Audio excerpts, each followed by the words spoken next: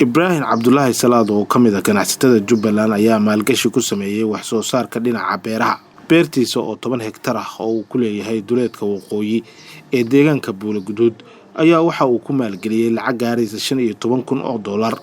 Lacagtaas oo inteeda badan uu ku bixiyay matoorada biyaha webiga ka soo jiida, geed qaadista beerta iyo waliba abuurka beerta. Waxa uu marka hore iga waramay sida uu ku bilaabay shaqada beerta iyo waxyaabaha ku dhiirigeliyay. beerta shaqadeeda waxaan bilaabay sanadkii hore tagay bishii 8 ayadoo duur ayaan geed qaadnay. geed qaadkii kadib waan falnay oo cagaf iyo wax baan gelinay. kadibna waxaan keenay rag ma aragtay wax soo saar leh, aqoon durugsanna u leh xagga beeraha ayaan keenay. beerta waxaan ku beeray markii ugu horeysay qayb moos baan saaray, qaybna waxaan saaray qudaar sida ansalaatada, kabsarkii, koostadii, waxaan saarnay barbaroonidii, waxaan saarnay ma aragtay basbaaskii, wax kasta oo looga baahnaa magaalada ayaan saaray. qarashka markii ugu horeeyay aan ku maalgeliyay qarashka wuu badnaa, laakiin inta markaa dalaga aan saarnay waxay ahaa lacag ilaa iyo 15,000 ayaan geliyay. beertan waxa ka shaqeeya 14 qof oo mid dumar ay tahay.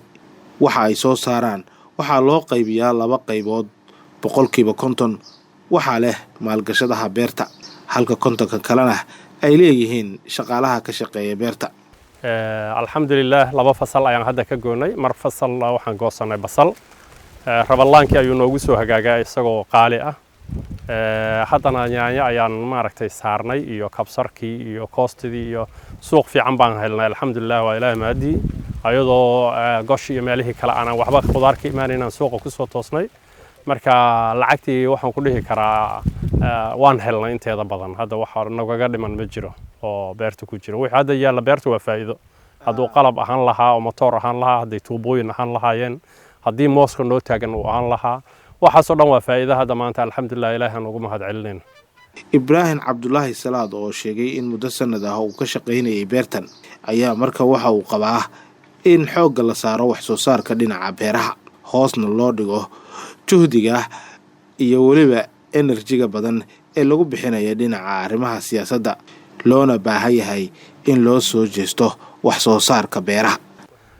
sababta waxa weeye dadkii waxay arkeen siyaasad bay galeen. dadka siyaasad bay aadeen. annaga waxaan kula talin lahayn in siyaasadda dad yar ay aadaan. waagii hore 5% qof kama aadi jirin siyaasadda dadka. 60 wax soo saar bay ahaayeen oo dad wax soo saartay ahaayeen. inta kalena xoolo dhaqatay ahaayeen. dadka hadda 85 iyo 9 waxay aadeen siyaasadda. marka waxaan dhihi lahayn siyaasadda waxa ka fiican wax soo saarka beeraha. inaad wax soo saarataan oo maaragtay siyaasadda dhankeeda aad u wareejisaan wax soo saarka. ragga siyaasadda ku jirana wali waxaan kula talinaynaa beeraha ayagana inay lug ku yeeshaan oo maaragtay ay dadka maalgeliyaan, ay tabac sameeyaan baan ayagana aan maaragtay kula talin lahayn si baahida ay u yaraato. Axmed Cabdi Maxamed, Axmed Toronto, Radio Kismaayo.